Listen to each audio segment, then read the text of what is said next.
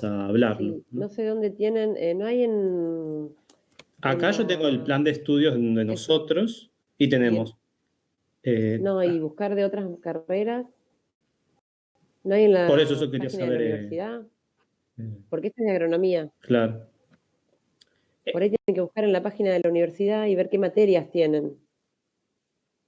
Ah, bueno. Por ahí es como dice Fabio, o sea, obviamente no se van a anotar en análisis matemático, qué sé yo, por ahí si les gusta sí, pero Sí. es poco probable. Entonces, por ahí, digamos, ver un poco eso. Y si no, preguntar en alumnado si les pueden mandar los planes de estudio de las otras carreras. Por ahí yo creo que deben estar colgados en la página de la universidad. Eso por ahí Fabio la tiene más clara. Creo que Nico quería decir algo. Vi que alguien tenía la manito levantada. Hola, profe, yo soy Lucía Martínez, estoy con Nicolás conectada, porque no mandaba la compu. Está bien. A ver, espera. Así le anotamos presente. Igual no sé dónde lo anotó.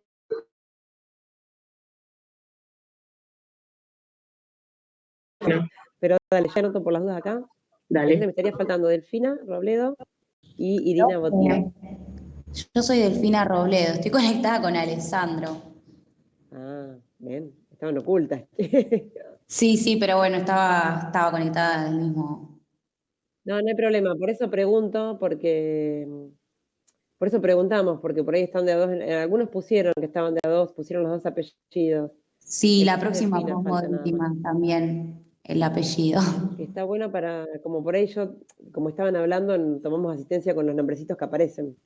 Entonces, Bueno, dale. buenísimo que avisaron.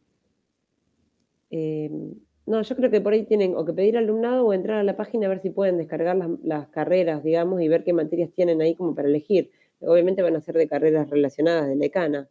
Y una vez que las hacen, creo que le dan automáticamente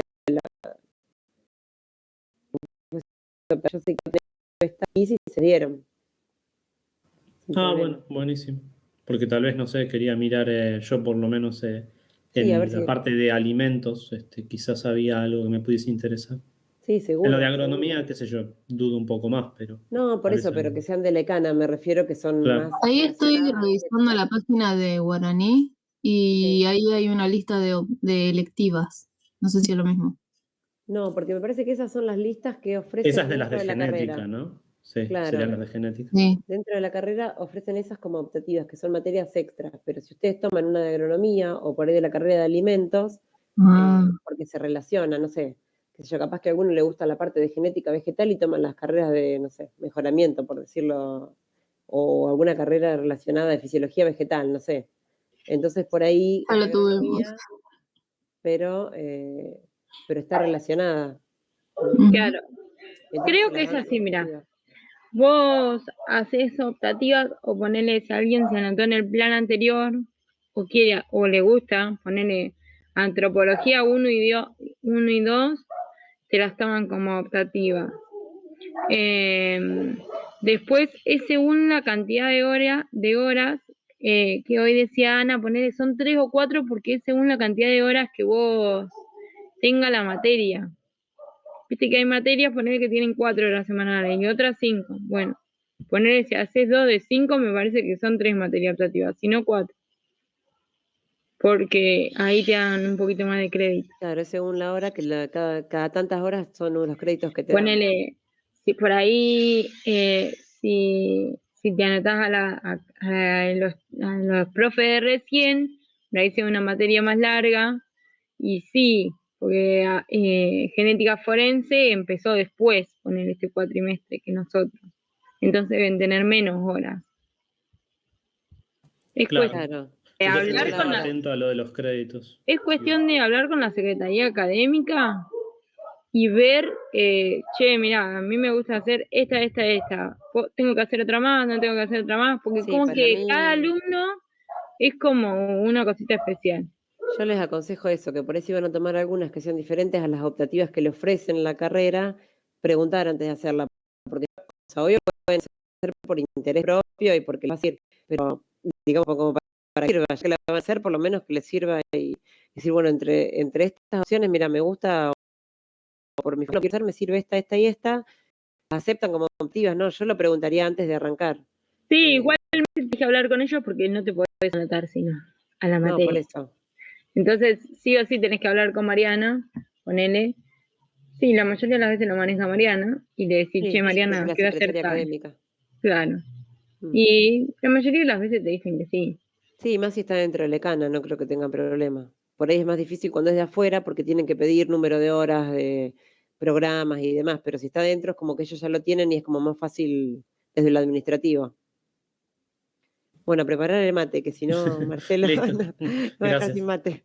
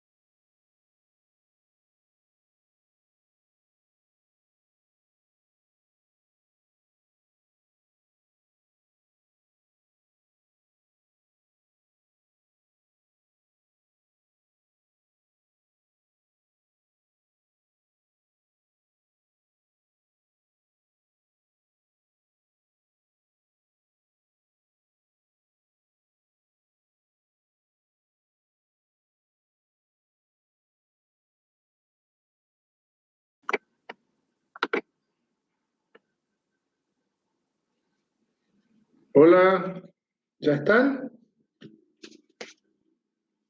Creo que quedan 5 minutos, profe. 5. Ah, bueno, perdón.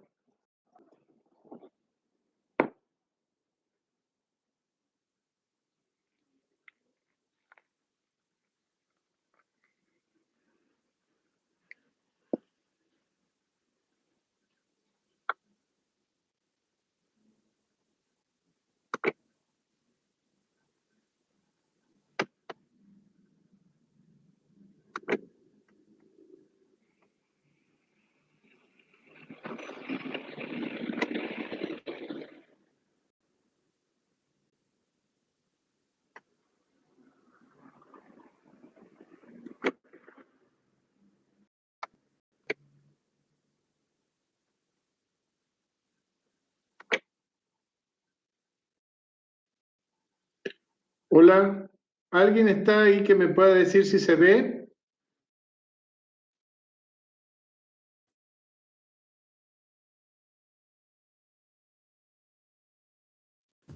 Sí, sí, se Ah, ve. perfecto.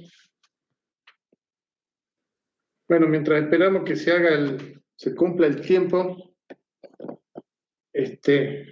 Yo quería haber dicho 10 minutos hasta la menos cuarto, pero bueno, realmente fueron casi 2 horas, así que mucho de un solo tirón.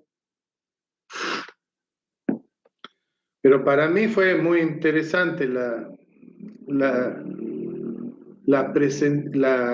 ¿cómo se dice? La charla esta, ¿no? Sí, sí, es una herramienta muy útil. Y exactamente, me parece que es una herramienta sumamente útil y que sirve para muchas otras, materias, ¿no? Digamos.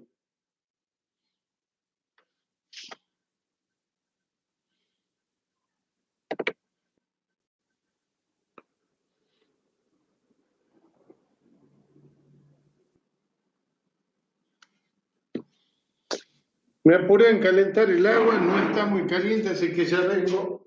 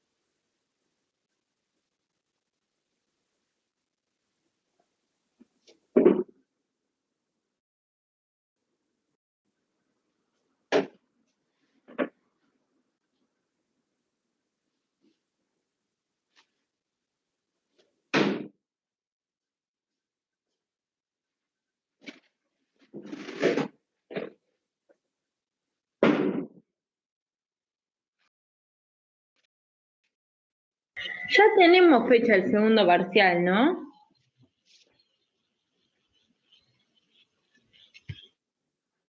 Sí, es en la semana que tenemos todos los parciales. Bueno, qué bueno, Tenía buenísimo. anotado el 29, creo. No, yo, a ver, ahí estoy abriendo, pero no me guardé el cronograma, se ve y algunos se acordaron. Tenía 28, tengo 28 de informática, 29 de genéticos, 30 de voz. Perdón, no escuché. Que tenemos en el mes de junio tenemos tanto el parcial de recursos como de otras 2 materias en días consecutivos. Es un poquito una locura. De otras, y sí, algunos tienen también fisiología en esa misma semana. Claro. Bueno, lo Entonces, podemos ver.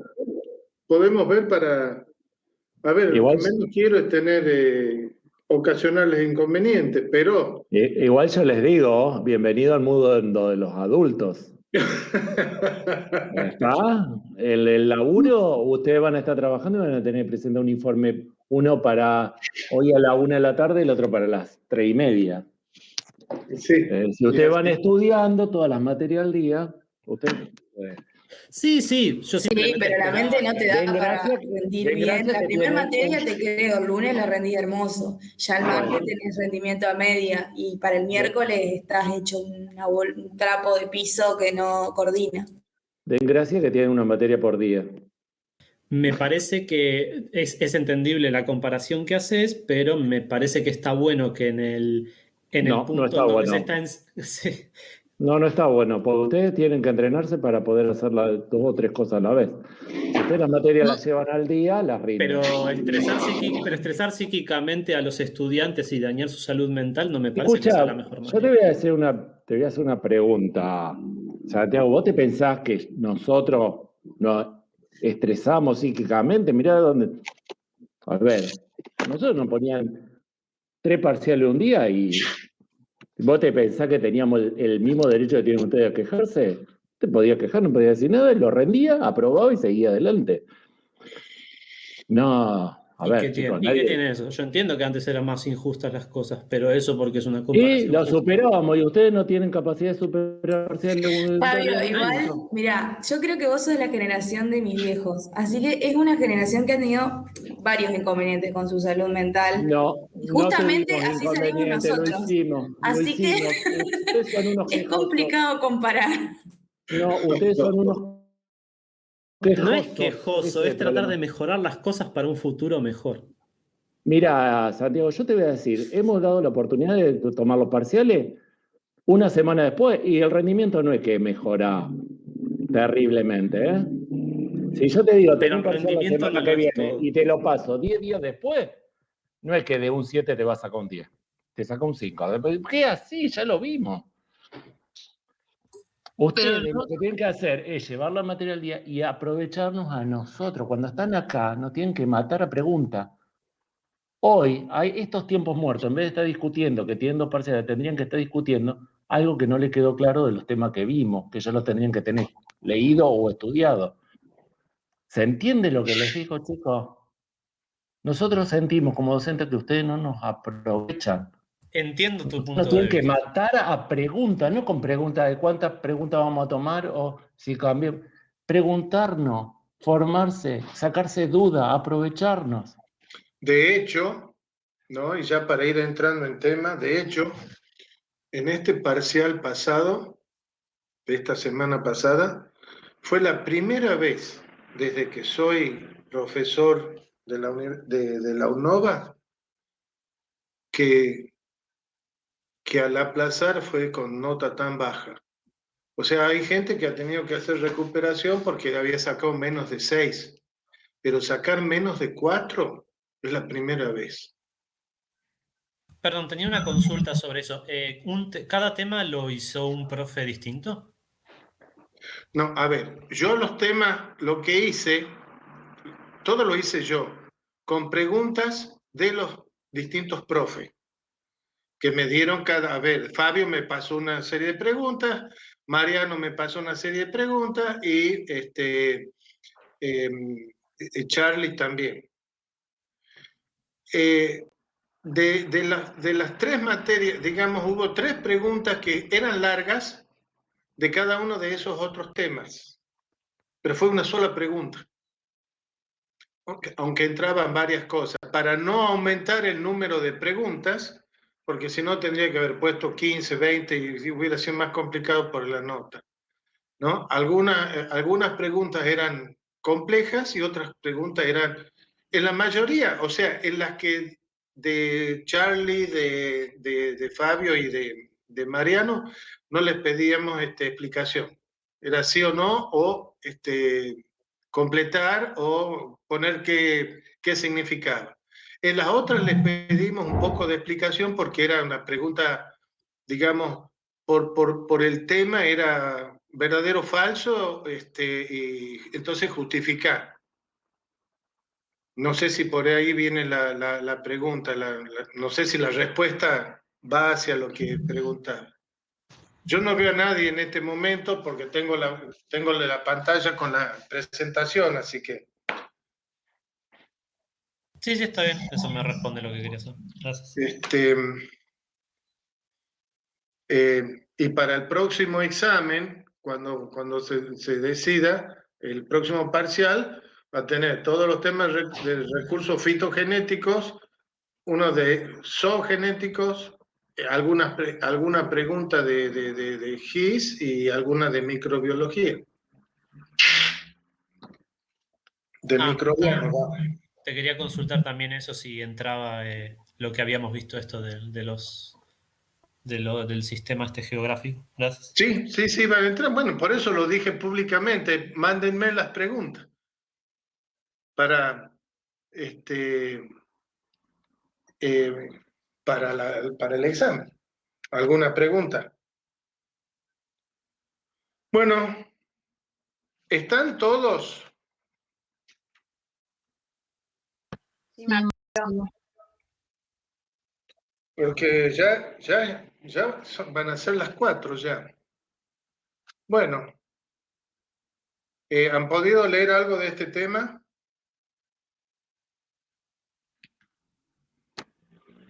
No. Yo personalmente no, estuve con trabajos prácticos hasta ayer. Bueno, ve justamente Yo un lo poco leí lo que una decía. vez y tengo dudas puntuales con el tema de polinización controlada. No me termina de quedar claro cómo se hace en cuestión del proceso en sí. Perfecto. Eso lo vamos a charlar más adelante, ¿ah? Bárbaro. La polinización controlada puede ser manual, una de las formas, planta por planta. En el caso del maíz, se recorre todos los días el cultivo, tenés 20.000, 30.000, 50.000 plantas, según la cantidad que sembraste, y tenés que ir planta por planta viendo si floreció para hacer la polinización, por ejemplo. Y eso lo hicimos durante, bueno, todos los años que me tocó trabajar en el banco. Llegaba la época de polinización, o sea, a mediados de diciembre hasta fines de enero, yendo al campo todos los días. Sí, Marcelo, yo no sé si hoy en día lo están haciendo, pero yo recuerdo que hace unos años se contrataba gente para hacer ese trabajo y normalmente buscaban estudiantes, porque estaba bueno para ustedes hacer esa experiencia, está buenísima. Era un Sí, laburito, pero este año, eso después pero que lo conteste Raquel. En su momento, incluso, pero llegó un momento que no podíamos contratar gente, o sea que todo el personal profesional, técnico y personal de apoyo estábamos en el campo. Ahí no había... por las cuestiones legales no se podía contratar, Marcelo. Se le cortó internet, Marcelo. O a mí, ¿no? Simplemente por la hora ya y que ya tienen la presentación completa, ¿no? Esta es el gráfico que dije, bueno, las distintas actividades que vamos realizando, y que ahora vamos a enfocarnos en la regeneración. Y en esta foto simplemente lo que pretendo mostrar, y si ven después tranquilamente cada una de las fotos, son las distintas características de las plantas, lo que va a llevar a que tienen distintos sistemas de polinización y que cuando yo alguna vez les dije que cada planta, bueno, les dije en el caso en el campo, ¿no? Que cada parcela les dice qué es lo que necesitan. Bueno, cada planta está avisando. Y si supongamos la multiplicación, la regeneración del banano, el caso del coco, de la palmera, esto es yuca. Acá podemos ver un cultivo de ustedes ven el cursor, ¿no? Sí, Marcelo. Y bueno, acá por un lado un cultivo de girasol y un girasol que está con bolsitas tapadas. Bueno, ¿no? El caso del arroz que se trabaja bajo el agua, ¿no? En este caso que son sorgos que también se tienen que tapar. Y fíjense, cada planta se tapa, un poco por lo que me decía una de las chicas que preguntaba. Bueno, en la regeneración, siendo una de las etapas importantes digamos, del proceso de los bancos de germoplasma,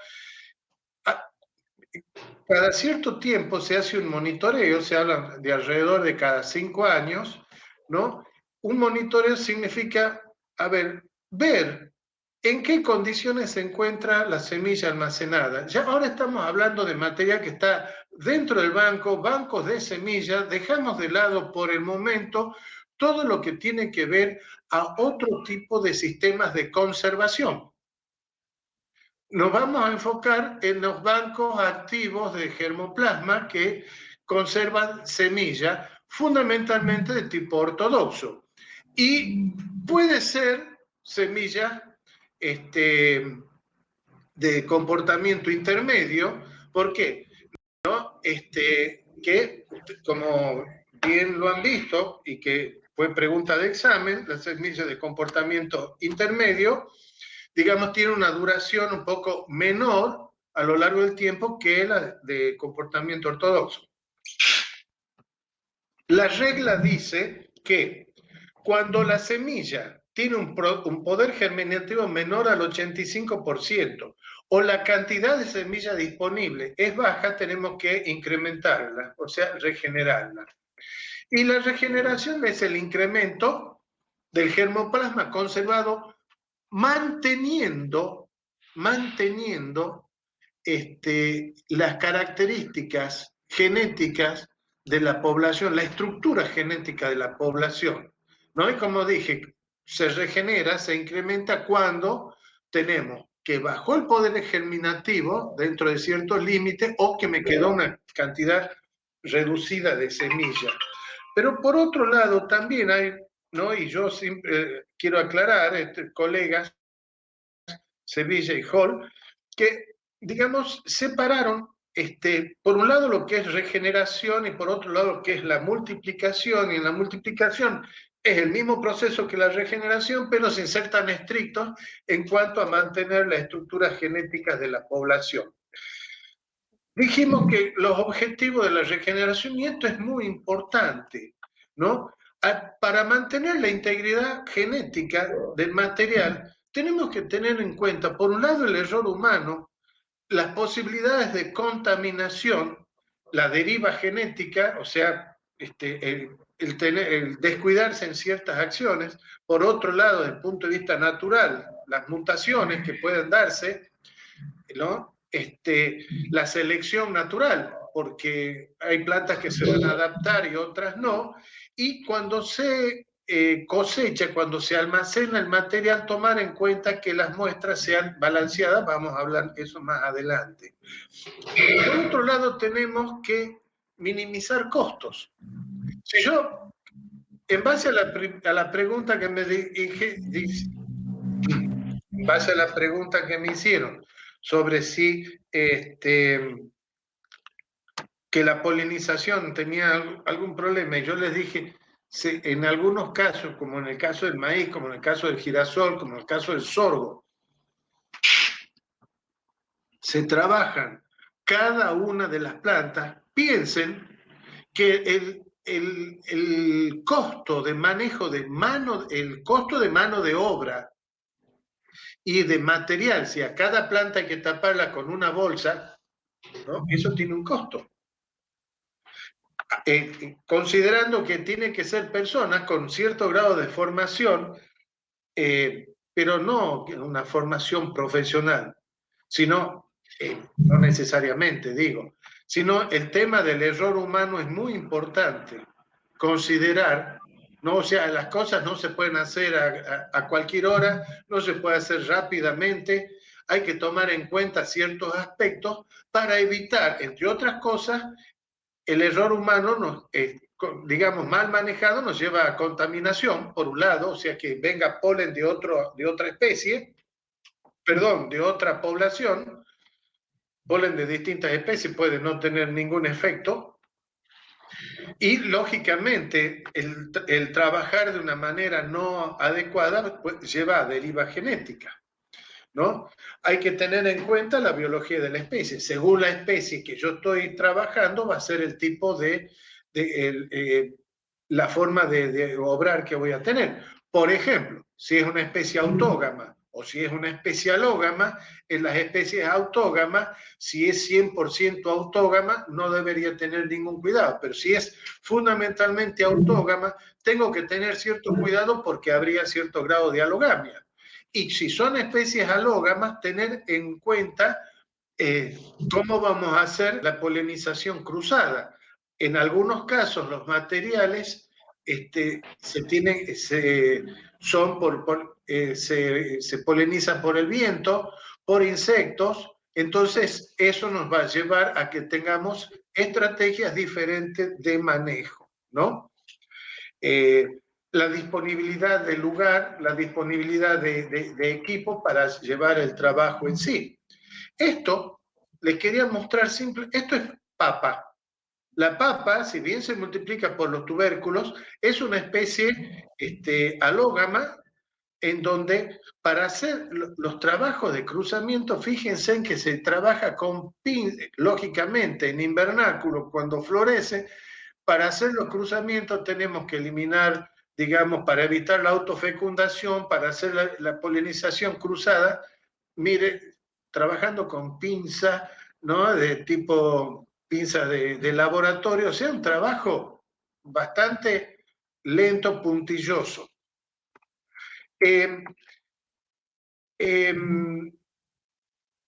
Decíamos que tenemos que tener en cuenta de mantener la estructura genética de la población, ¿no? Y este tema lo vamos a pasar rápidamente porque ustedes ya lo han visto en genética de población, pero si queremos mantener la estructura de cada uno de los materiales, sabemos que hay cuestiones que reducen la variación y otras que la aumentan.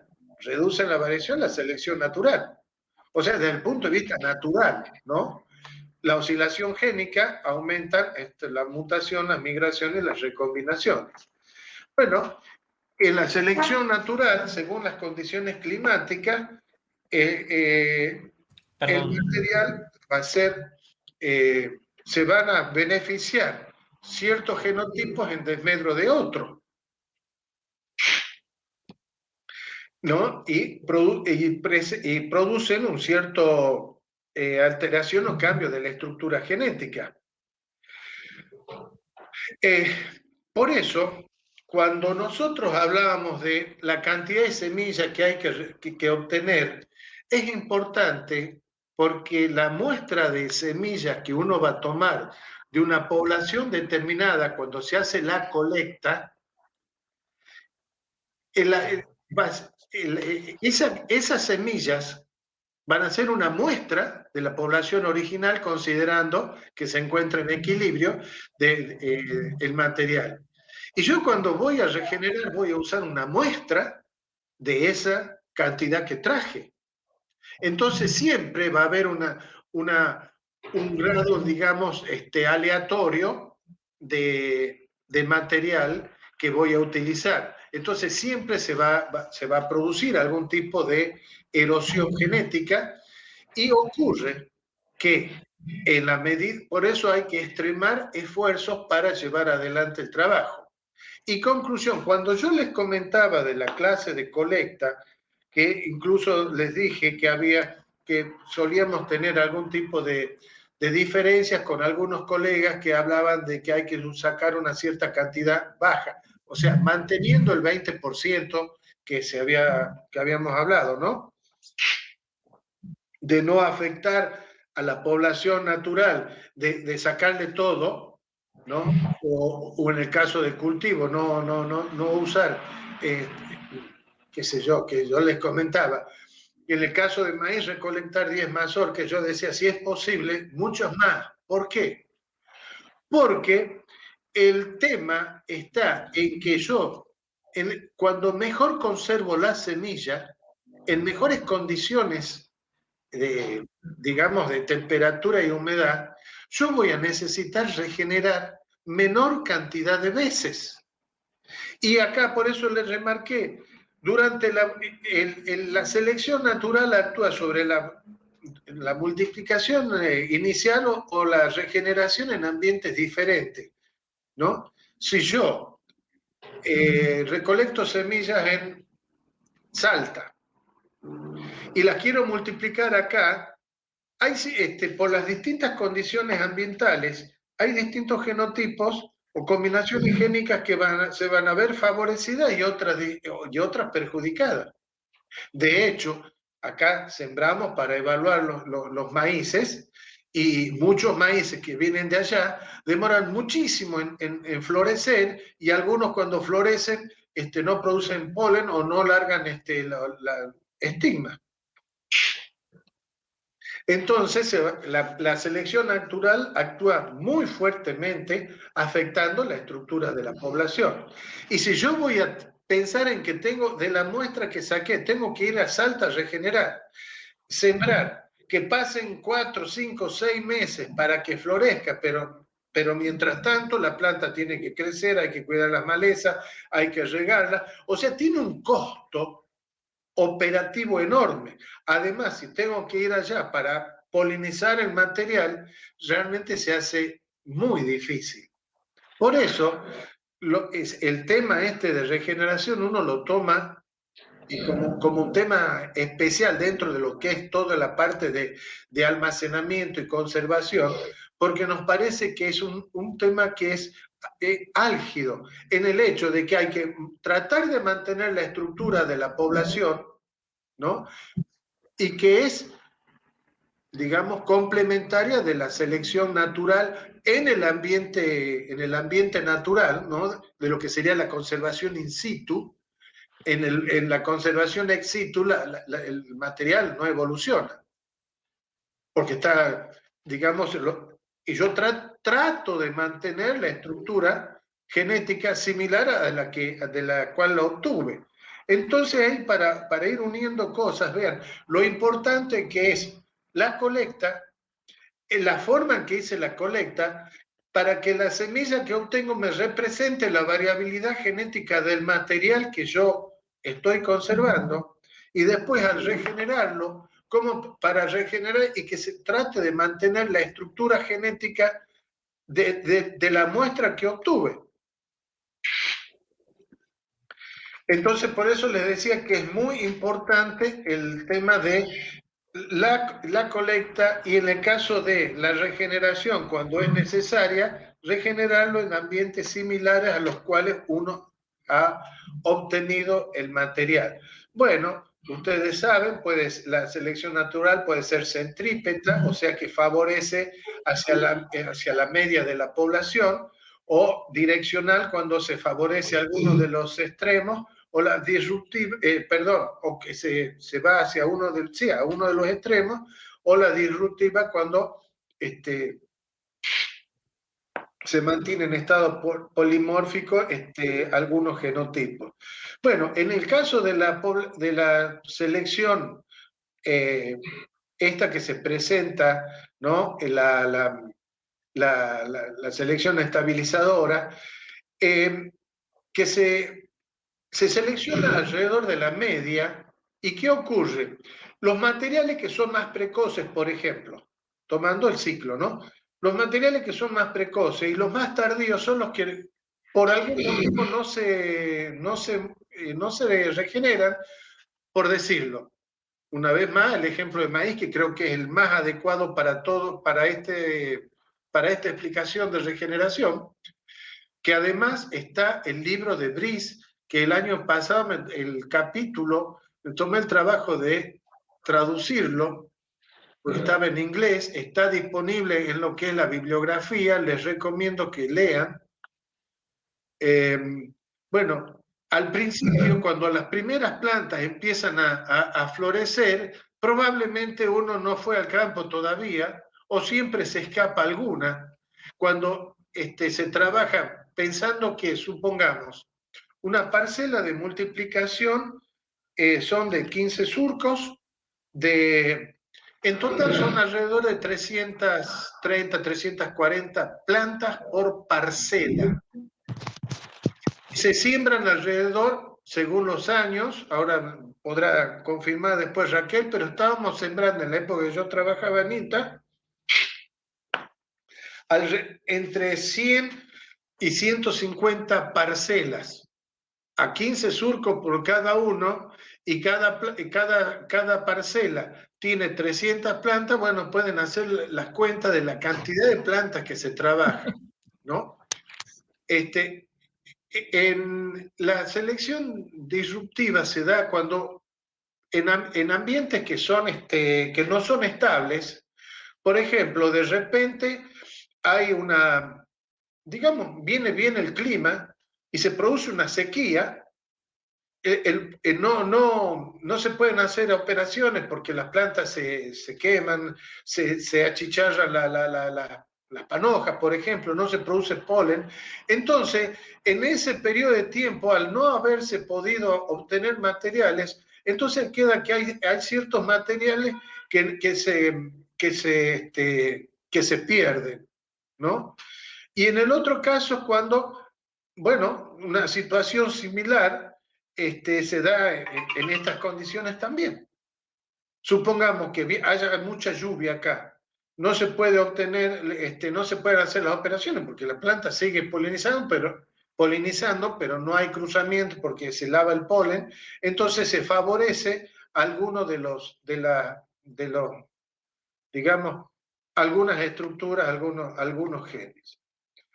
En la selección natural, ¿no?, actúan una serie de factores que son importantes, que debemos tener en cuenta.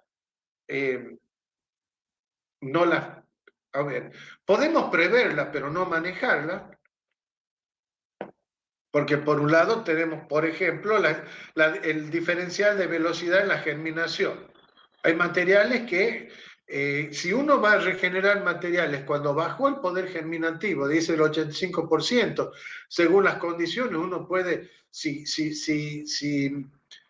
puede, hay materiales que se deterioran más rápidamente y de un año para otro perdió más, se perdió viabilidad de la semilla, más rápidamente podemos tener un poder germinativo menor, lo que significa incluso hay materiales que no están muertos, pero que su capacidad de germinación ha disminuido, no es que sea muerto, pero está más ralentizado, por decir, y nos da un diferencial de germinación y que hace que hay plantas que nazcan más lentamente que otras y esas que están más lentas pueden perderse por ataques de insectos, por ejemplo. Por otro lado, pueden sufrir un mayor estrés, o sea, falta de agua o exceso de agua por el frío, ¿no? El tema de que en el campo aparezca alguna plaga, muchas veces ocurre.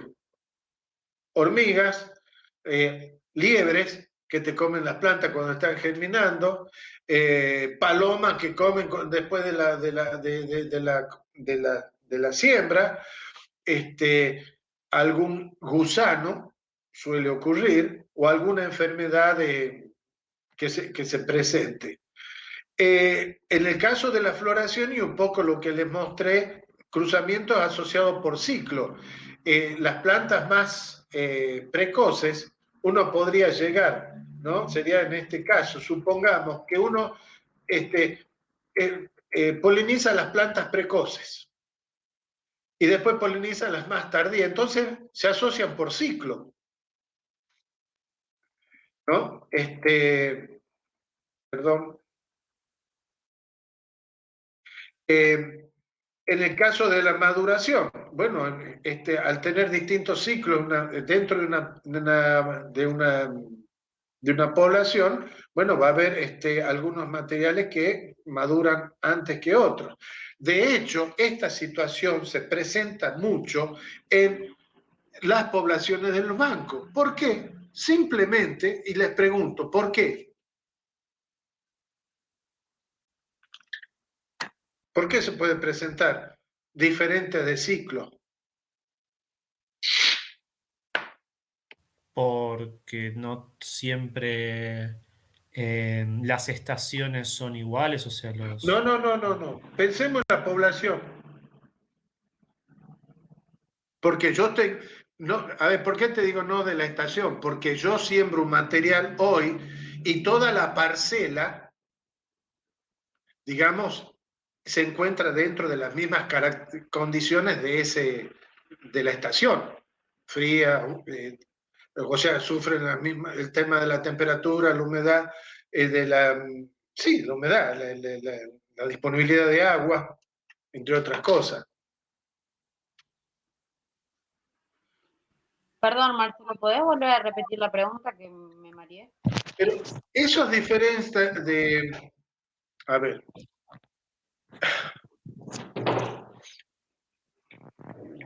La maduración que se dé en forma diferencial. Sería, Marcelo, perdón, la pregunta sería, ¿por qué se da en forma diferencial la maduración dentro de una población? Exacto. Bien, Sí. entonces remitan a cuando cursaron ecología y veían las propiedades emergentes de una población.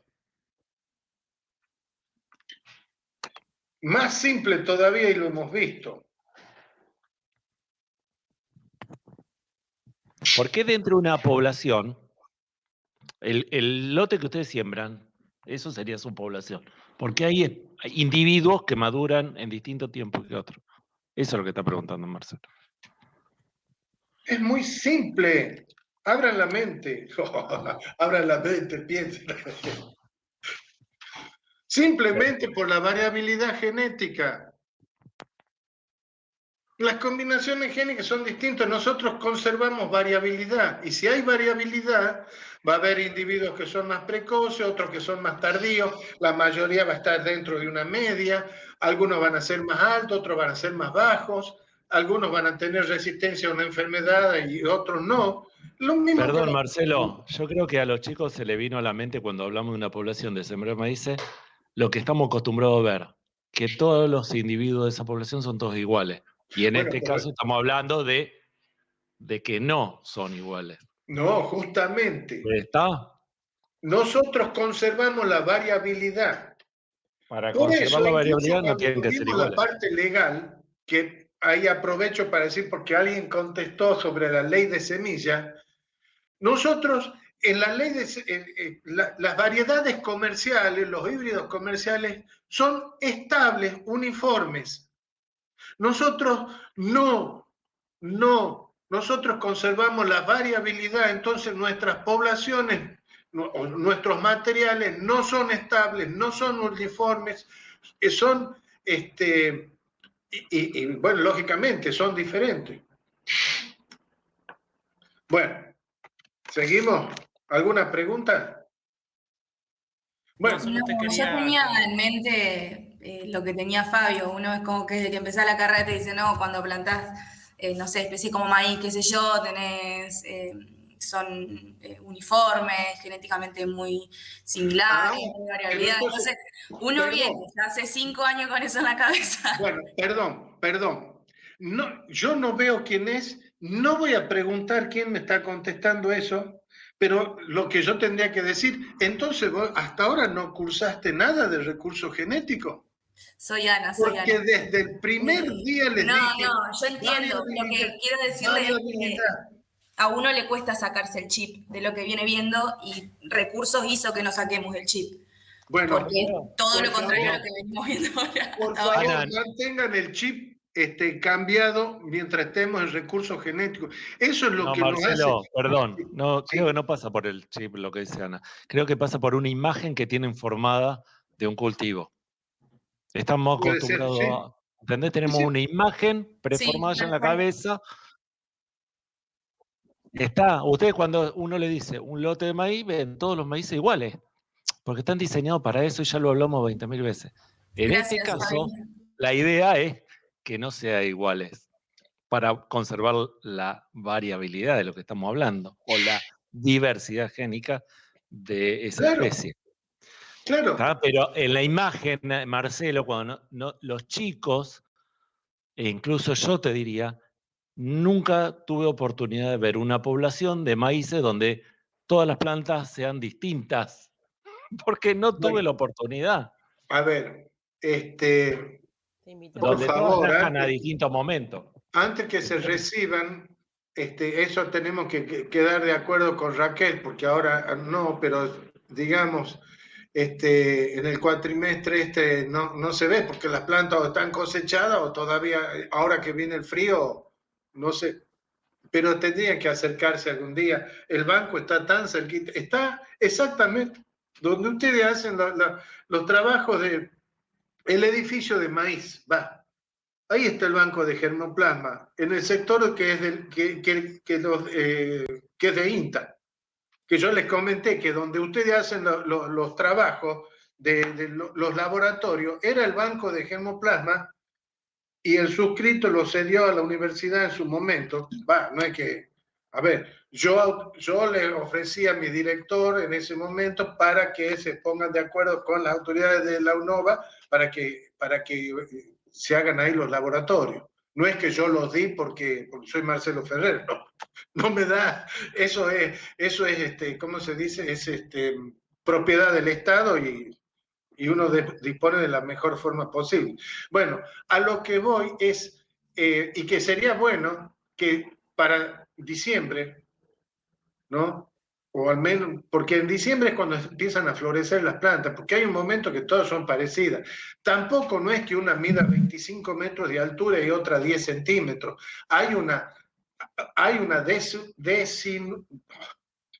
desuniformidad, pero no es que haya tanta. En algunos casos sí, pero no es el campo donde todos tienen exactamente la misma altura, el mismo color, la misma forma. No, nosotros mantenemos variabilidad. Claro, eso es la imagen que creo que nos falta. Hablo por mí, no sé, mis compañeros, que nos falta poder ver y asimilarlo también.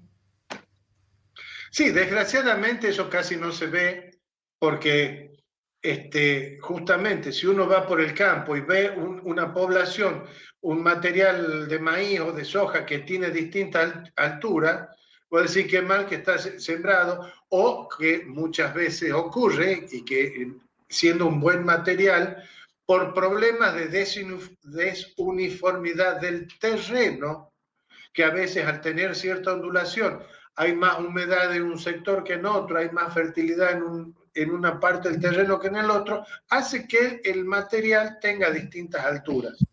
Claro, y uno no le atribuye eso a la variabilidad. A mí me pasó en el verano, yo soy de un pueblito súper chiquito, me he criado casi en el campo, y en el verano fuimos a juntar un par de choclos y era como, uy, este no está todavía. Y uno, lo primero, como futura genetista, no me puse a pensar en la variabilidad genética. Dije, uy, no, este terreno no está tan bien, capaz acá hubo un problema. Seguro que sí. Llovió desparejo. Sí, es así. Uno piensa otras cosas. Por eso. Ahora, vale aclarar, ¿fuiste a juntar o fuiste a afanar choclo? Porque los mejores choclos No, fui a juntar. La pareja de mi los mamá mejores son los afanados. Agricultor. Como dijo el... Los mejores son los afanados. Los mejores son los afanados, pero de hecho yo me río porque él dice, voy a afanar unos choclos y va a su propio campo, pero en vez de entrar cruza el alambrado saltando, entonces como que siente la adrenalina de autorrobarse, no sé. Los productores ya saben que como las plantas que están en el borde...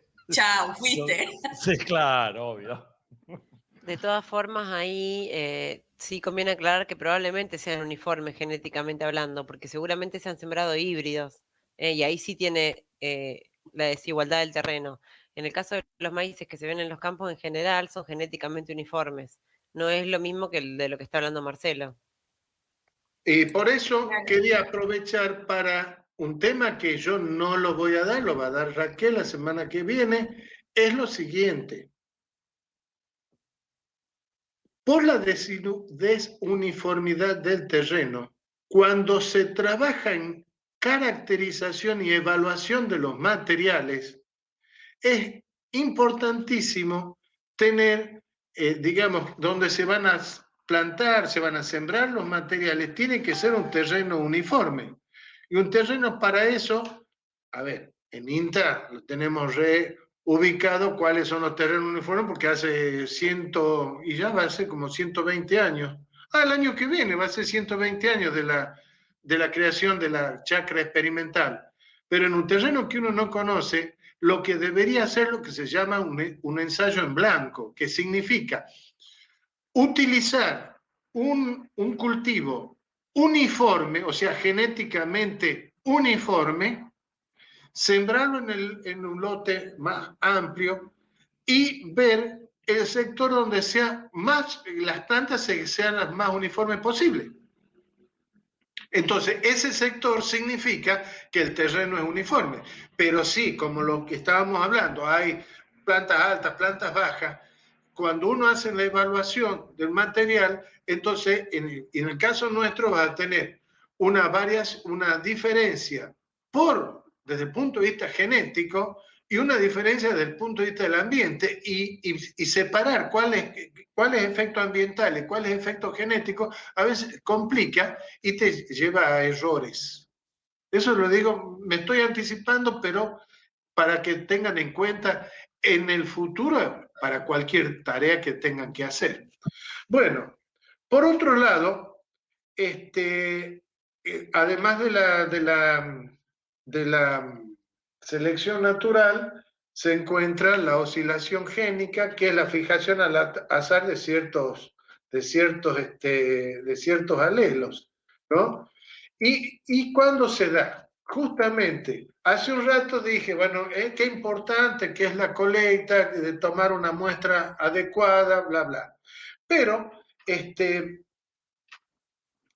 tenemos estos tres ejemplos, ¿no? que tienen que ver con la oscilación génica, o sea, que hay una variación importante de la estructura genética respecto a la original. Una de ellas es el efecto fundador, o sea, si mi muestra no es lo suficientemente representativa, ¿no? Como dice ahí, por escasa cantidad de individuos, y tengo pocos, digamos, la semilla que me da origen a la población, yo por más que aumente y aumente y multiplique, la estructura genética va a estar limitada a la que le dio origen, ¿no? Otro caso se da el efecto de cuello de botella o embudo, ¿no? Cuando de repente yo tengo una población, por ejemplo, y que por algún motivo perdió drásticamente el poder germinativo, y tengo un 20%, por ejemplo, significa que el 80% se murió.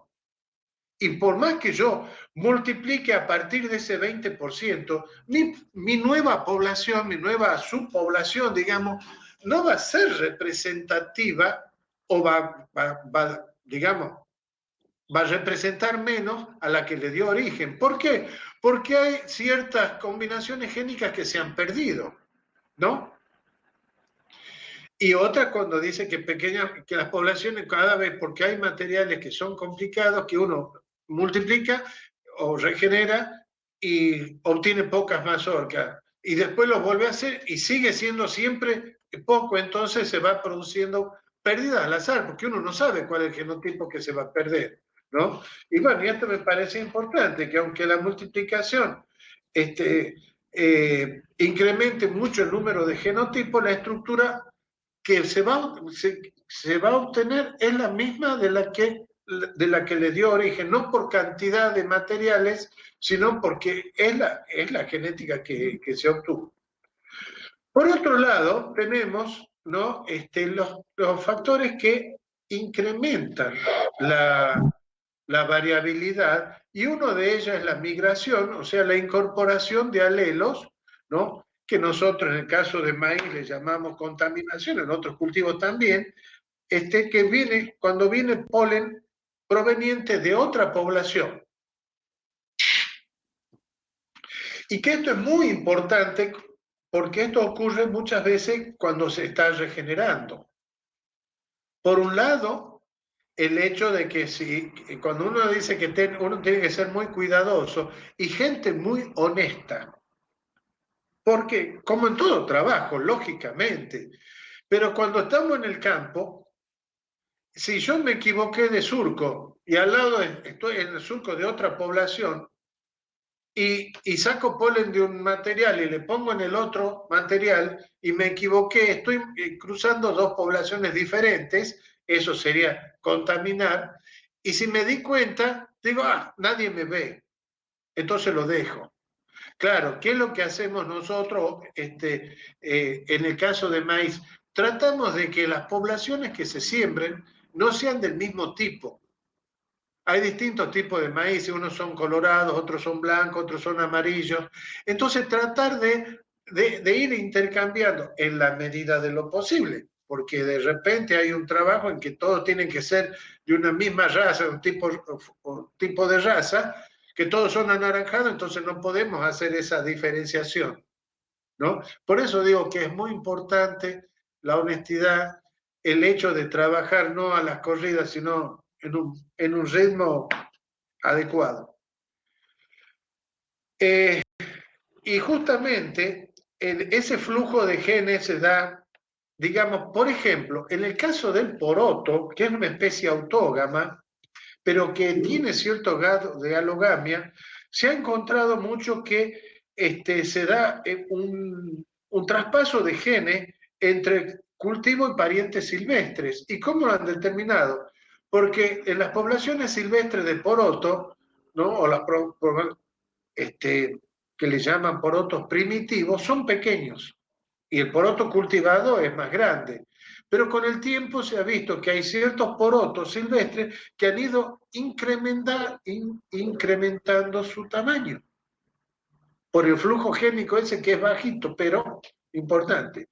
Y una cosa que es muy importante en el caso nuestro es el tema de los OGM, los transgénicos, que en el caso del maíz, nosotros sí o sí tenemos que multiplicar el maíz en el INTA.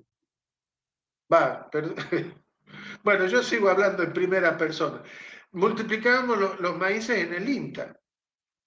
Y hay mucho maíz de investigación que tienen,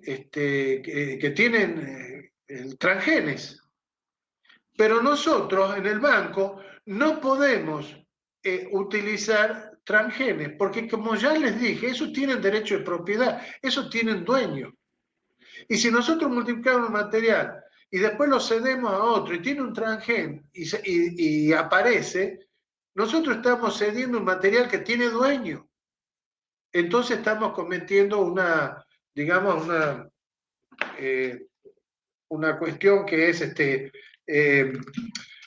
judicialmente punible, o sea que uno puede tener problemas jurídicos por esa cuestión. Entonces, el evitar la contaminación, y muchas veces la contaminación se da simplemente porque está corriendo un poco de viento. O sea, el maíz está tirando polen y yo voy a usar polen de la planta que me interesa, y si no soy rápido para polinizar otra planta, ya vamos a entrar en la parte de polinización, para polinizar otra planta, ¿qué me pasa? Si yo dejo a las estigmas al aire, el estigma es receptivo en el momento que nace. O sea, cuando nace la barbita de choclo ya es receptivo, ¿no? O la muñeca le dicen también, ¿no?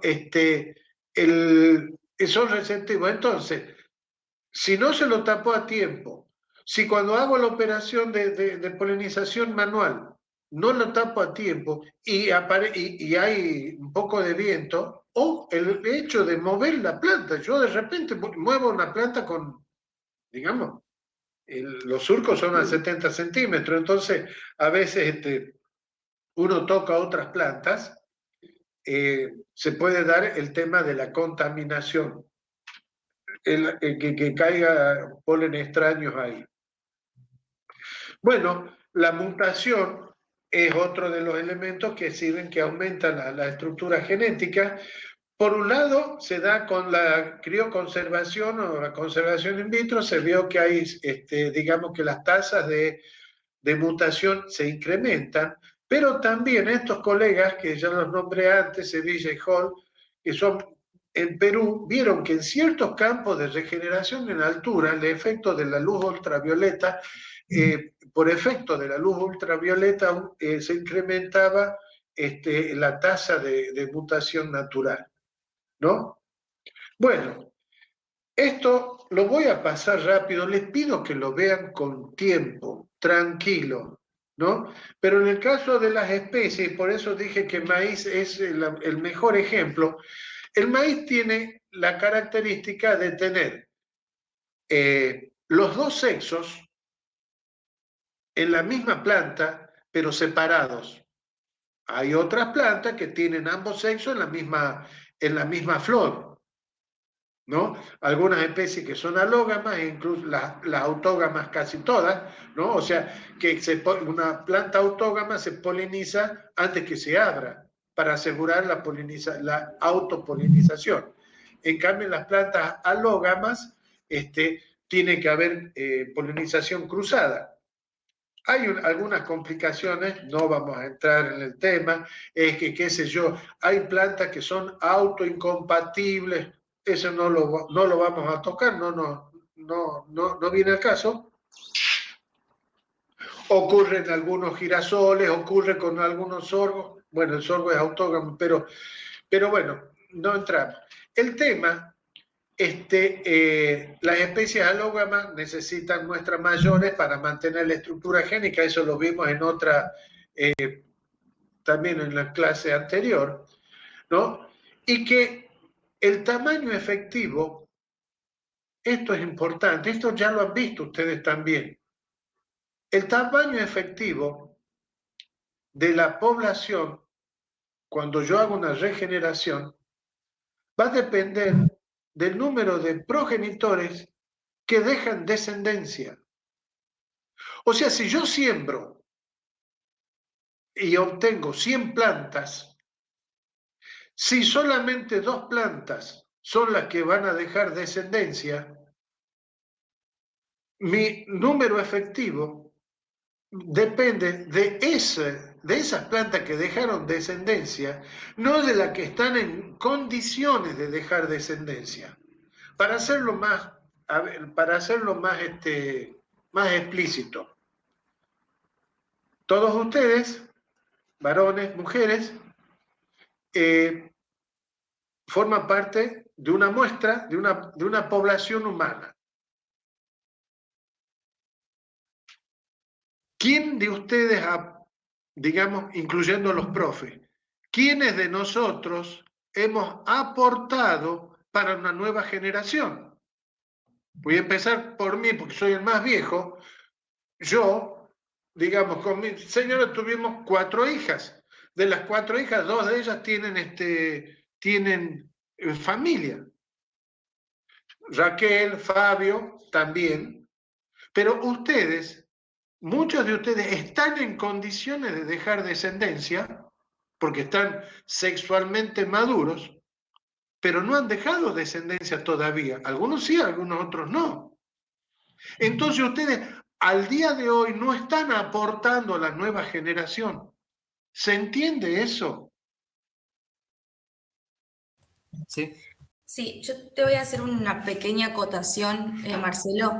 Esta parte se ve un poquitito más profundizada en genética de poblaciones, que es el próximo cuatrimestre. Ah, no han visto Para decirte que no todavía. des muchas cosas por sentado, no sé qué dieron los gurises en genética 2, pero sí yo hice genética de población el año pasado y sí se dan ejercicios específicos para calcular el tamaño efectivo y demás. Perdón, pensé que ya lo habían visto, por eso No sé los otros chicos que vieron en genética 2 porque yo vi la genética 2 del plan viejo. Entonces, por ahí cambiaron algunas cosas.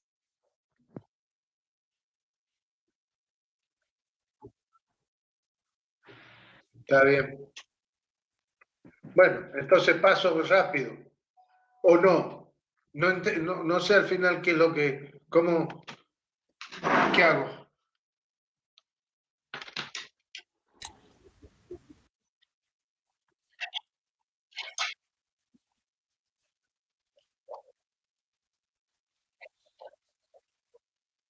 Bueno, perfecto.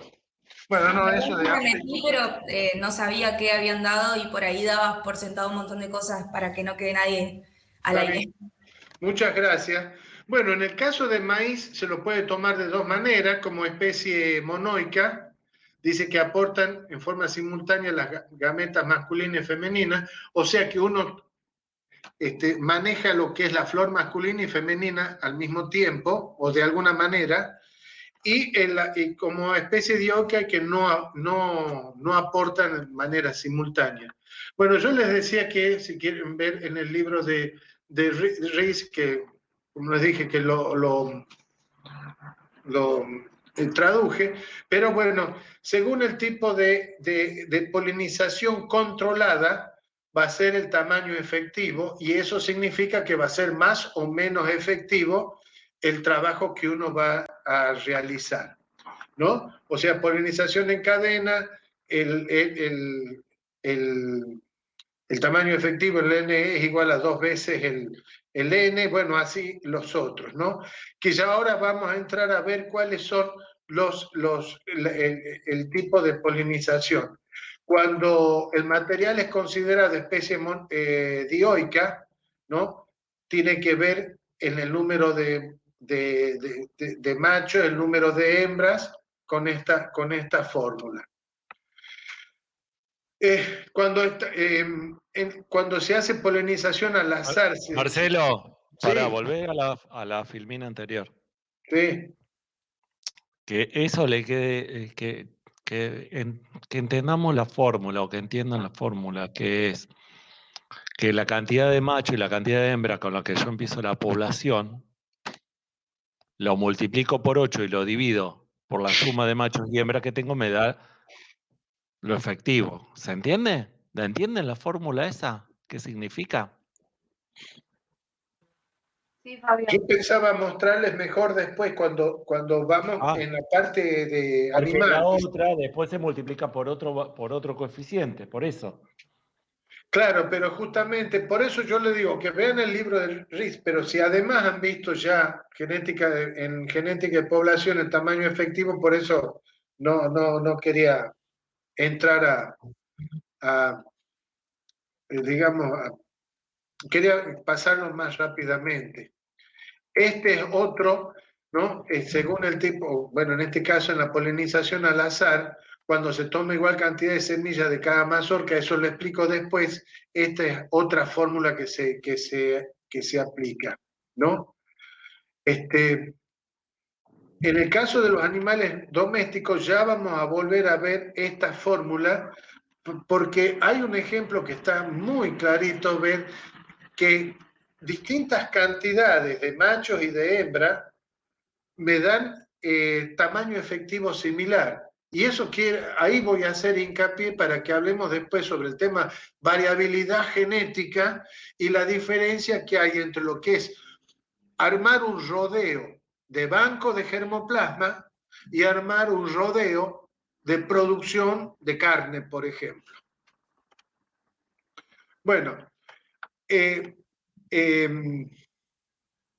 tamaño efectivo de una población requerida para obtener, digamos, un tamaño efectivo adecuado, según el número de alelos, bueno, hay una fórmula que, como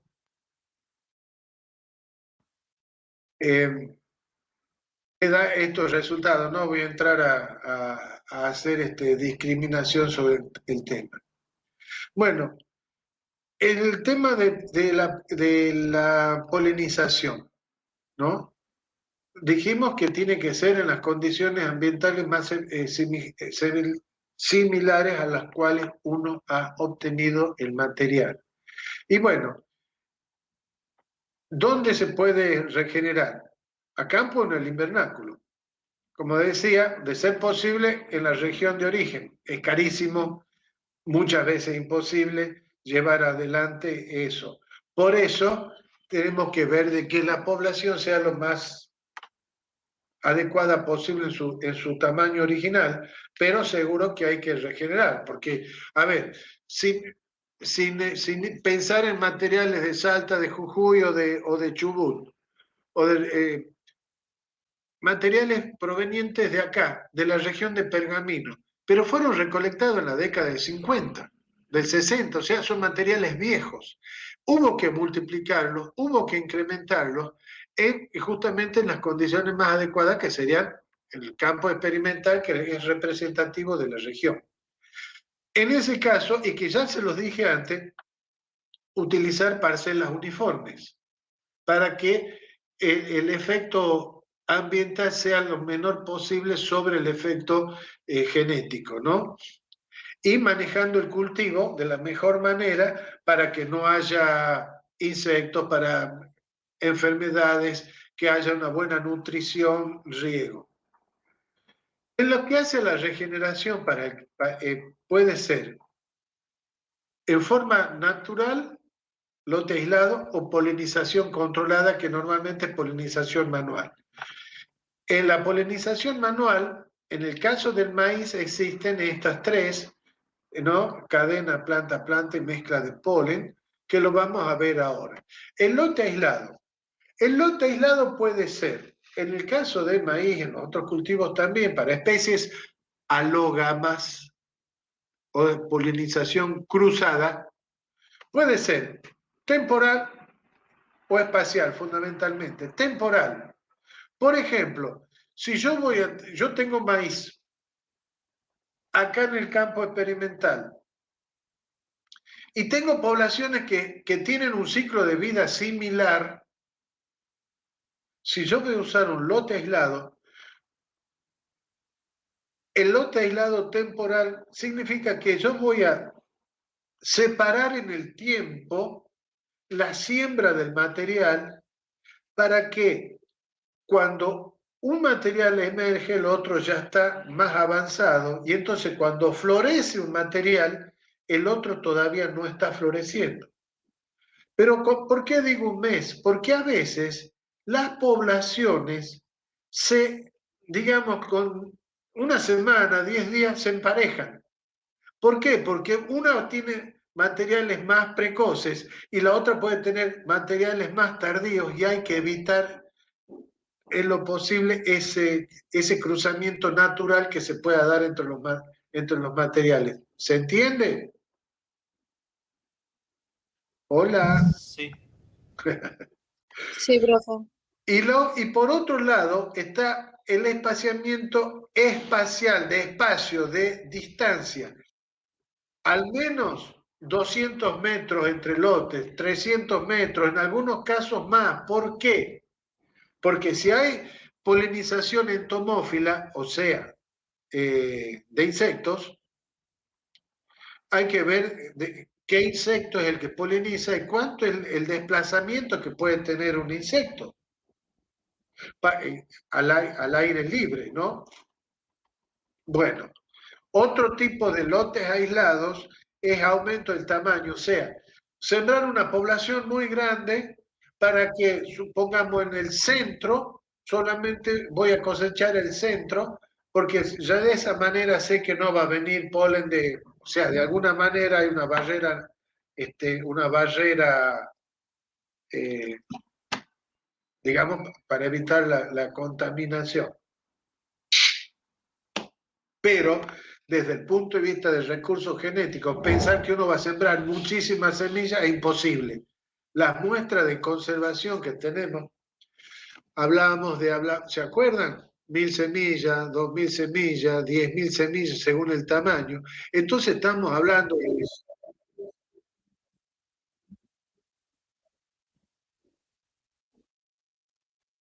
Claro, pero nosotros estamos hablando de 300 plantas por parcela y en un lote de híbrido comercial, y bueno, depende de la producción que quieran hacer, tenés varias hectáreas, en donde se siembra, por ejemplo, uno o dos surcos de macho, y se siembra hacia los costados, digamos, de ambos lados de ese macho, 4 hileras, ponele, de hembras que hay que despanojar. Pero eso es otra cosa. Yo no les voy a hablar nada de lo que tenga que ver a la parte de producción comercial, porque eso es para obtener materiales uniformes. Yo estoy hablando de las poblaciones de banco. Por favor, pregunten todas las dudas. No quiero que mezclen, mejor dicho, no es que no quiera, les pido por favor que no mezclen y que saquen el chip, como me han dicho, de lo que es producción comercial, híbridos comerciales, material uniforme, con lo que es banco de germoplasma de conservación de la variabilidad genética. Por eso les decía, y si nosotros tenemos tamaños reducidos, van a ser las 5 de la tarde, si tenemos tamaños reducidos y cantidad reducida de semillas para multiplicar, esto del aumento del tamaño a veces es difícil, pero es una forma que existe. Por otro lado, las barreras naturales o artificiales, o sea, que uno pueda poner el material en un lugar y qué sé yo, separar un material de otro por, qué sé yo, una hilera de árboles, o islas de aislamiento, como dice ahí, que siembra, que se usa mucho en forrajeras, hay plantas que no son altas y se siembra alrededor plantas altas de otra especie, que entonces digamos, que hacen de barrera para la contaminación de polen que venga de otra parcela. De hecho, en especies forrajeras canenta hacían así, se sembraba un lote, por ejemplo, con centeno, creo, triticale, y en el medio se ponía cada cierta distancia, lotes de alguna forrajera. Bueno, el otro método de aislamiento es el invernáculo. Yo puedo manejar la polinización. De hecho, yo veía cuando empecé a trabajar en caña de azúcar que para hacer el cruzamiento de las cañas se ponían las cañas que van a ser de hembra y los machos y se las tapaba con una especie de campana, por decirlo, ¿no? Después de recibir una cierta cantidad de horas de luz y de oscuridad, porque, bueno, que eso tiene que ver con el fotoperíodo para que la especie no me sale la palabra, la especie se induzca para florecer, y entonces, bueno, dentro de invernáculos, donde al no correr viento, directamente el polen caía de la planta polinizadora, caía sobre la planta hembra, pero teniendo una pequeña cobertura para evitar que se polinice otro núcleo de polinización, ¿no? Un lote aislado, aislamiento espacial, lo marcamos acá. 200 metros es muy poco, o eso sería el mínimo.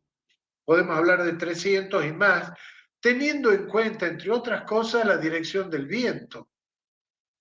Si los vientos vienen de este lado, con mayor razón tengo que dejar más distancia por eso tengo que ubicar estratégicamente la población en el campo.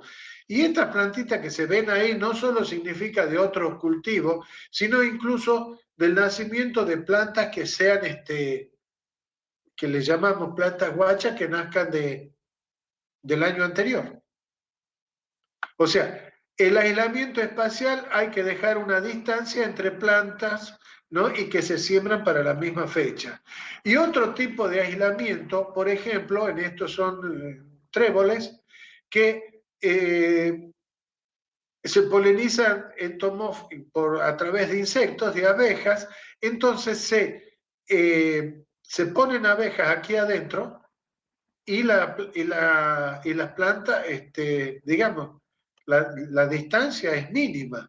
Pero ¿qué pasa? Están aisladas por esta bolsa en que permite entrar el aire y, digamos, y que el bichito viva y polinice las plantas, las plantas que están de cada parcela. En el caso de maíz, la polinización tiene varios pasos. El primer paso es tapar la muñeca, el choclo, que va a ser antes de que aparezcan los estigmas, se tapa con este tipo de bolsa. Una vez que los estigmas, la planta es, ¿cómo se dice? Primero produce el polen y después los estigmas. ¿Cómo es? Fecundada. ¿Cómo? Fecundada, es decir. No. Para la una maduración. Protandria, gracias, no me salía la palabra. Tienen protandria, o sea, Maduran primero a distinto produce el tiempo. polen y después me produce los estigmas. Entonces, cuando antes que aparezca el estigma, tapo. Cuando ya tengo estigmas, voy a tapar la flor es masculina. La panoja, la flor masculina, con este otro tipo de bolsa. Cuando aparecieron los estigmas, yo voy a sacar el polen de la planta que va a ser polinizadora, rápidamente aplico sobre el estigma de la planta que me interesa polinizar, inmediatamente vuelvo a usar esta bolsa, después esta grande, tapo y así la tengo para el proceso, digamos, para cuando sea la cosecha, que la planta seque. O sea, este paso se hace en varios días. Primero, por la mañana, mientras no hay polen, porque el polen empieza a aparecer a las 8:30, 9 de la mañana, cuando se seca el ambiente, porque a la mañana hay rocío, ¿no? Se pasa tapando estigmas, le decíamos nosotros. Después se va y se tapa polen, las panojas. A partir de las 8:30, 9 de la mañana se empieza a hacer el trabajo de polinización hasta el mediodía. Y así el ciclo durante 40, 50 días. Decíamos, y que después fíjense bien, el tamaño efectivo va a depender del método de polinización que se hace. Uno de esos métodos es el que se llama en cadena.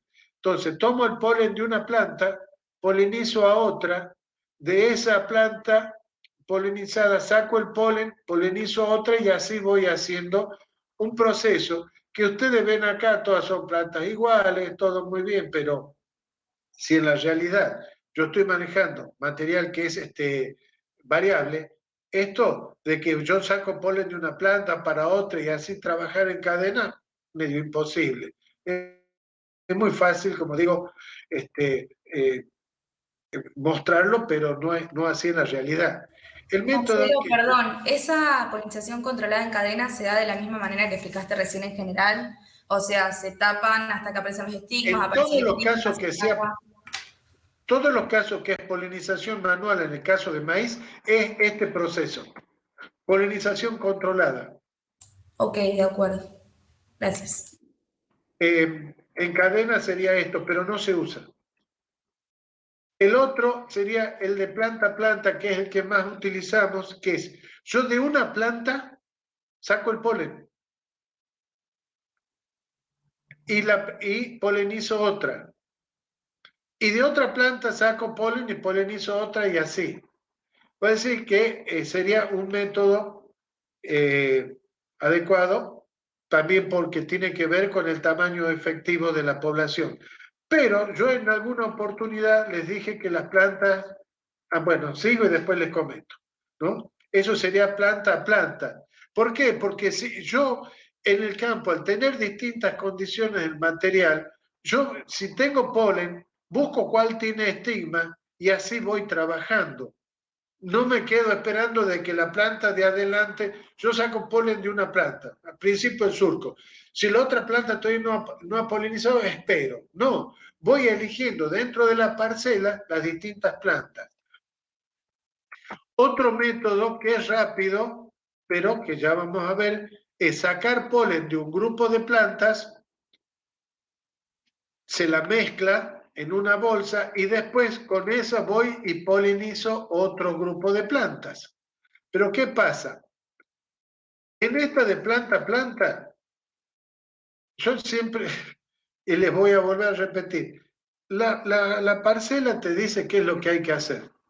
Entonces, hay plantas de que puedo llegar a usar la polinización hasta 2 veces, hasta 2 plantas distintas. Y en algunos casos la planta esta puede ser usada como polinizadora. O sea, sería una mezcla de los métodos. O sea, la orden es planta a planta, pero según la parcela puedo llegar a hacer el otro método. Este de mezcla de polen no sería el más adecuado. ¿Por qué?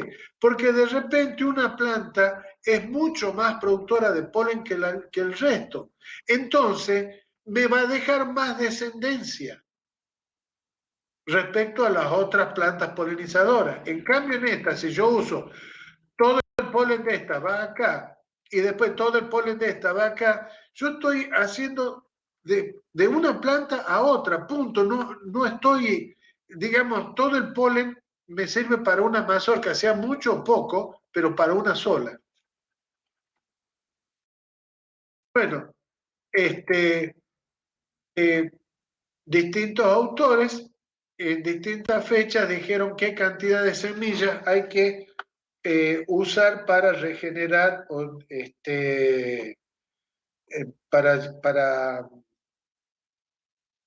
para parcelas de regeneración, ¿no? Croza es que lo nombró los otros días el colega de México cuando habló sobre el tema del banco de germoplasma. José Croza es que le dicen Pancho, ¿no? Aunque no se llama Francisco, pero José Croza es uruguayo y que es el estadístico y que, bueno, él hizo estudios teóricos también, teórico práctico, digamos, sobre la cantidad de semillas para regenerar y para el banco de germoplasma del CIMMYT, ¿no? Y acá yo quería hacer una cuestión. ¿Qué seguridad tengo yo que tengo una frecuencia del 1% de algún alelo o del 5%? No lo sé previamente. Entonces nosotros por eso mismo usamos una cantidad de plantas que llegamos a la conclusión que con una probabilidad del 95% usar y con una proporción del 1% de genotipos escasos, raros, usando 320 plantas. Tengo un 95%, 96 dice ahí, de probabilidad de captar al menos alelos extraños. Realmente las parcelas nuestras son de 330, 340 plantas, no 320, pero es la que más se acerca en estos casos. Y aumentaríamos una eficiencia solo del 3%, aumentando en un 50% la cantidad de plantas, y lo vimos que no era óptimo. Recuerden que cuando empecé la charla dije que, entre otras cosas, había que eficientizar los costos. Esto sería un costo de mano de obra mucho mayor y de superficie, lo que significa más terreno para limpiar, para evitar más fertilizante. Y en este caso, digamos, si bien el número es menor, pero preferimos usar este número, 300 y tanto. Eso, ¿no? Y que acá, bueno, expresado de otra manera, que con alrededor de 300 plantas, de 330 plantas, se llega casi, después, todo aumento del número de plantas casi no me produce un aumento de la eficiencia. Bueno, continuando.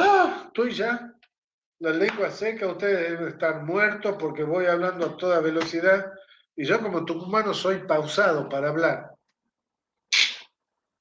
Me están matando. Bueno. Idem. Y sí, me imagino que están hechos flecos. Y todavía no hemos hablado del tema. No, y eso no es nada. Yo a la mañana no tuve que cursar. Me pongo en el lugar de los chicos que tuvieron laboratorio, deben estar literalmente con 3 neuronas bailando la chacarera, o menos. Sí. No, ya se habrán ido. Total, No, yo ya, no lo sé. ya. No, y para cómo tenemos que hablar, por lo menos hay 3 personas que tienen que quedar y ver para que nos pongamos de acuerdo, se los digo ahora, cuándo tienen que recuperar el examen. Sí, Marcelo, estamos esperando eso. Bueno. Entonces puedo llegar hasta las 7 de la tarde. No. El que aguanta, Marcelo, el que aguanta hasta las 7 escuchándote, se gana un punto más en el parcial. ¿Qué te parece? Claro, ya puede recuperar sin problema. No, recuperar. Bueno, sí. Bueno, entonces, simplemente como resumen, que para decir que genéticos que se dan en distintas etapas de una planta. Tenemos la germinación, ¿no? Por las diferencias genotípicas, o sea, diferente estructura genética de cada una de las plantas, ¿no? Y se minimiza cuando el poder germinativo no cayó por mucho más abajo del 85%, tiene que ver con la longevidad de la semilla. En algunos casos se toma en cuenta la dormancia, o sea que plantas que no germinan a pesar de poner en condiciones adecuadas de temperatura y humedad, que demoran mucho más en germinar, lógicamente hay que disminuir la dormancia. En etapa de plántula, la supervivencia diferencial, bueno, todo esto, los factores climáticos y de suelo, la susceptibilidad a plagas y enfermedades que llevan a que, bueno, ¿cómo se minimiza? Controlando, cultivando, sembrando en menores cantidades la semilla. De hecho, nosotros en el campo no usamos la misma cantidad de semillas por hectárea que la que usaría una plantación comercial.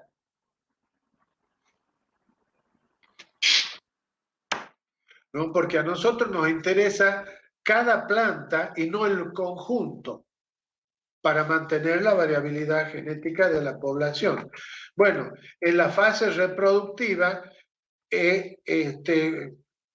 los factores de la producción diferencial de flores, polen y semillas. O sea, si una planta produce mucho más polen, por eso no estamos tomando la mezcla de polen o bulk de polen que se llama también, porque uno deja más descendencia que otro, ¿no? Por eso dice que, ¿cómo se minimiza? Maximizando la producción de genotipos individuales.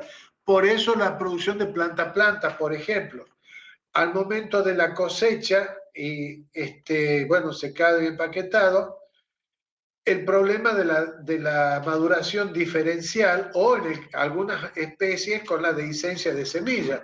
Por ejemplo, en el caso de la soja, si bien es autógama, el hecho de que se abran las chauchas y se pierda la semilla. Entonces, ¿cuándo es el momento de la cosecha? Lo vimos en colecta. ¿En qué momento más adecuado de colectar? Cuando están en madurez fisiológica. ¿Ah? O sea, pueden ver que hay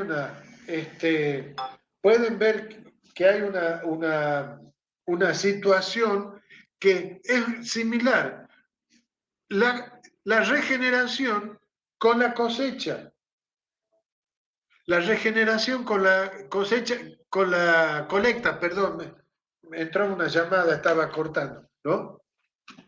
El proceso sería el mismo. Uno solo que lo saca del campo, el otro cuando lo estuviste obteniendo. Uy, perdón, chicos, me están insistiendo. Hola, hija. No, mi amor, estoy dictando una clase todavía.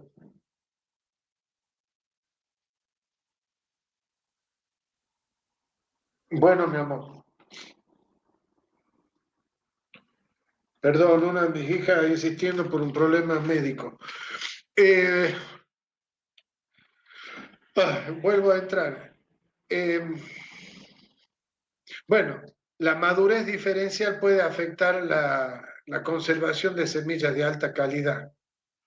Entonces, a lo largo de todo el proceso se producen cambios genéticos por mala implementación del cultivo, ya sea, como decíamos, cuello de botella o tamaño efectivo, la pérdida al azar de alelos por el tema de la selección natural, bueno, la selección natural, las mutaciones, todo esto es una especie de repaso de lo que vimos antes, ¿no? Y, bueno, la madurez fisiológica, evitar daños, estas cuestiones que los vimos viendo también. Bueno, estos serían cuáles son los factores que se tienen en cuenta a lo largo que afectan la composición de una muestra, ¿no? Que cuando más se regenera vemos que hay muchos factores que pueden afectar la composición de la población. Por eso, en definitiva, lo mejor es regenerar la menor cantidad de veces posibles. En el caso de los animales domésticos, ¿no? hay que tomar en cuenta algunos aspectos y entre ellos esto que quería mostrarle el tema del tamaño efectivo. Que para el número de machos por el número de hembras sobre el número de machos más el número de hembras, me va a dar un número que me parece interesantísimo. Dice que el tamaño efectivo está afectado por la relación de machos y hembras en una población, de modo que 4 machos y 4 hembras representan el mismo tamaño efectivo que 100 hembras y solo 2 machos. O sea, en un banco de germoplasma, donde yo mantengo la variabilidad genética, me conviene tener un número similar de machos y de hembras, aunque mi tamaño efectivo va a ser similar al de 100 hembras y 2 machos. El de abajo, tiene que ver con la producción comercial, por decirlo de alguna manera, donde no me interesa la variabilidad genética. ¿No? El ejemplo está, bueno, aquí está la operación, ¿no? 4 por 4 sobre 4, bueno, me da 8. Y en este caso, 100 por 2 sobre 100 me da aproximadamente 8. Perdón, entonces, ¿cuál es la conclusión de eso? La conclusión es, nosotros somos banco de germoplasma, conservamos variabilidad. Pensemos en que si tenemos... a ver, lo voy a tomar de otro lado. Si yo tengo 100 hembras y 2 machos que la fecundan,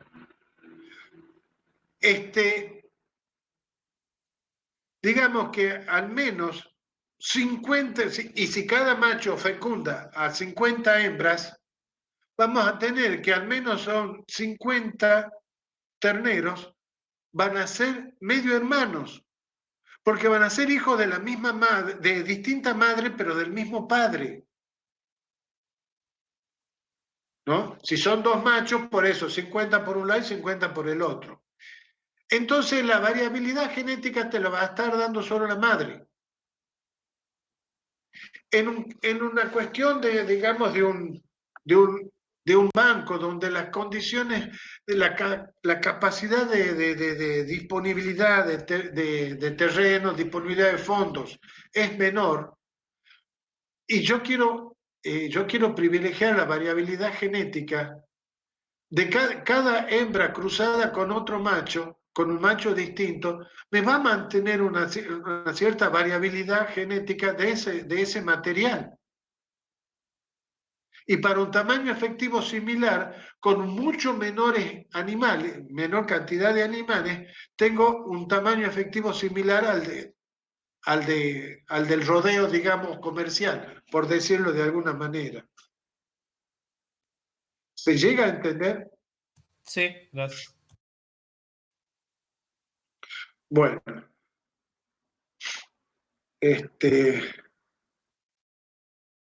bueno, por eso un tamaño efectivo, siempre hablando de bancos de germoplasma, no de comercial, y se los voy a reiterar porque después hay problema con eso, más o menos, bueno, dice, por un lado, conservar es tener un tamaño efectivo aproximado de 50 animales por generación, con un tamaño efectivo de 50, la consanguinidad es de alrededor del 1% por generación, y bueno, y como dice, ¿no? Las poblaciones conservadas deberían alcanzar un tamaño mínimo un tamaño efectivo mínimo como principal objetivo, o sea, mantener el tamaño efectivo. Bueno, acá hay unos gráficos que muestran que a medida que pasan las generaciones y según el tamaño efectivo, cae rápidamente, o sea, incrementa rápidamente la consanguinidad, ¿no? El apareamiento entre individuos que comparten ancestros comunes tiende a reducir la tasa de variación alélica en la generación siguiente. O sea, cuando más emparentados están, más consanguinidad hay y por lo tanto hay una menor variación alélica. ¿Sí? Oh, terminé abruptamente.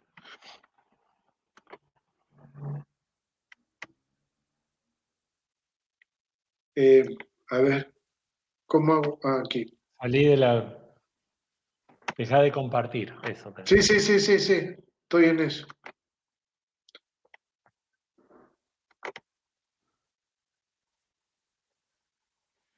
Quiero dejar de compartir. Porque se están desconectando varios, entonces no me da la... Es impresionante todo lo que se están desconectando en este momento y no me deja entrar. ¿En serio? Yo lo que les quería proponer para que no...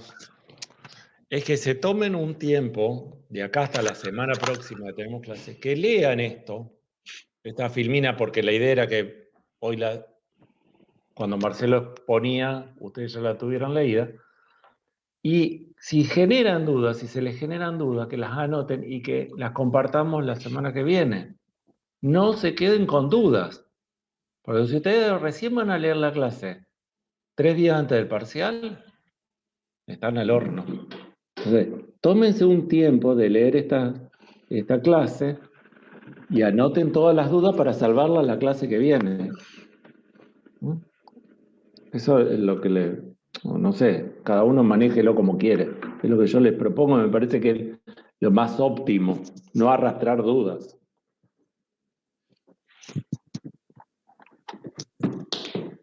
Ahora es imposible. Una duda que tenía de lo de polinización me quedaron claras, así que Claro. creo por el Ahora- momento. Obvio, ahora es raro porque es mucha información toda junta. Y sí, y a la entonces carrera.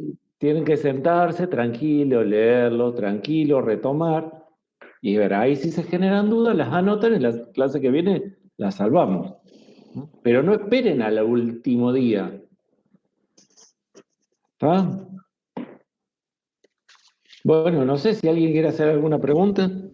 Yo tengo una duda, no es de lo que dimos, pero necesitaría como un asesoramiento de alguien relacionado a parte de agronomía, pero es para un trabajo aparte, así que si quieren, antes de terminar, les consulto. Si te puedo, no tengo problema. Bueno, Bueno, para Anita. Yo espero, Fabio, porque estamos los chicos que te queríamos hablar con Marcelo por el recuperatorio, pero si querés liberar al resto primero, para no esperar. No, bueno, está sí, bien, sí. A ver, la sí, pregunta sí, que me ibas a hacer, ¿sí? Ana, si querés te la hago por privado, lo hablamos por privado, si te puedo ayudar. Dale, sí, es una pavadita. Yo estoy haciendo estadística multivariada en la Universidad de Colombia y tomé una base de datos de genética cuantitativa y es sobre maíz, evalúan rendimiento y demás, y en una parte preguntan sobre, o sea, una de las variables se mide en grados días y no tengo ni idea cómo, o sea, leí pero no entiendo todavía cómo explicar qué es un grado días. Y la materia la tomo en una facultad donde se da biología marina, o sea, de maíz, cero. Entonces, quería sacarme la duda respecto a eso, cómo puedo explicar qué es un grado día para explicar después las variables. Mira, el grado día se toma la temperatura máxima menos la temperatura mínima y con una base de 8 grados centígrados. Eso es, bueno, la definición exacta no la tengo para dártela ya, pero el grado día, entonces se lo transforma a lo largo del crecimiento de la planta, se va tomando ese rango, digamos, de la temperatura que la planta, por abajo de 8 grados, y en algunos casos, creo que son los maíces tropicales, se toman 10 grados, que por bajo de 10 grados, y por arriba de 30 grados, la planta no crece. Entonces, se va acumulando diariamente la temperatura, digamos, van sumando la cantidad de horas, ¿no?